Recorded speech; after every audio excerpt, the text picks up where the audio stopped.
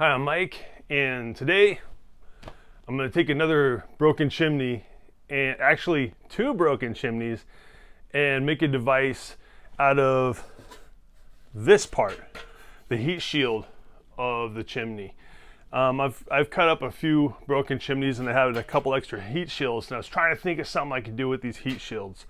So if you have two broken chimneys, you could do this one, but if you've been barbecuing a long time, you probably have a couple that are on their way out.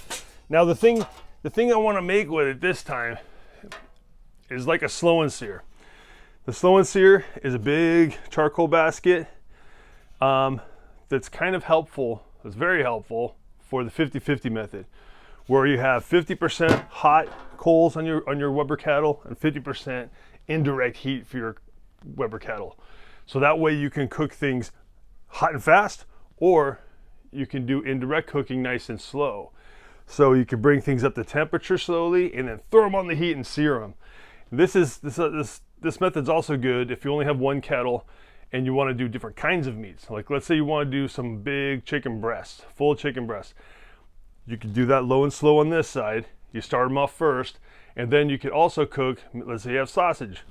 Cook your sausage and your chicken breast at the same time, and then let's say you have steak. You want to finish up with steaks on the other side. You could do all these things with one kettle, with one charcoal chimney worth of charcoal. Now, the Slow Sear doesn't quite go halfway across the kettle, because you don't really, sometimes it's better to have more indirect heat side. So what I created out of those heat shields, this looks really hanky, but I'm gonna see if it works. We're gonna watch together. I took two heat shields and bolted them together, and then bent the sides close together, leaving one of the handles still in there, and just bending it, because that way it's almost 5 inches. Now this isn't perfect, but I'm gonna show you that if it works or not. We're gonna go out there and find out together. This one you stick in the kettle, and it blocks the heat from, you have 50-50 method. So you can have all your hot charcoal over here and half of it without. And it's kind of like the Slow Sear, but it doesn't have the water trough. The water trough is very helpful with the Slow Sear. And this, this doesn't have a water trough, but it's something free to make with a couple of broken chimneys. So let's go out there and see how it fits. First up is a Slow Sear. You stick it underneath here. It fits underneath the tabs where the charcoal grate goes. It covers about 1/3 of the kettle surface. So when you put the lid on, it sits just underneath there, which is excellent because it's a heat shield. That metal that goes up to the 5 inches is a heat shield, which is something desirable, because that way it prevents radiant heat from going to the indirect side where you want it to be convection heat. So this is a very, very good design. That's the Slow Sear. Now, the one from the kettle, you have to bend the blades up a little bit on the corners so it fits the contour of the round kettle. But when you set it in there, it sits about the same. You can make it go further back if you want to. And then, because of this little piece sticking up so high, you must face the grate this way so it sits on there. That's how it sits. So you'll have this much area for hot charcoal direct grilling, and this much for indirect grilling with convection heat. So, and it's free if you have two broken chimneys. All right, let's test this out. I got this chimney rig right here, and we're gonna cook some chicken breasts, some bratwurst, and some steaks, all on the same grill, by putting one on early because it takes 40 minutes, one takes 15 to 20 minutes, and these are very quick, right over to direct heat.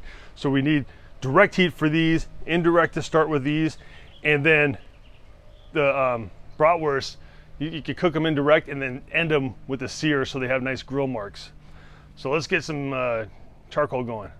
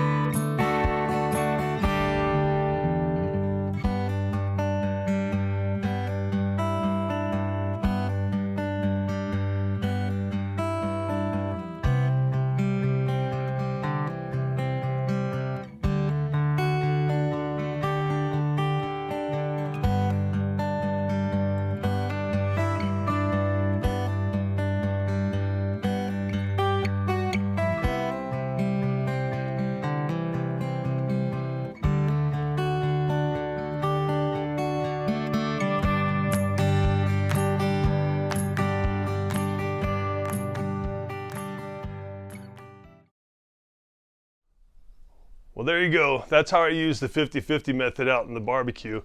And this little heat shield really made a difference.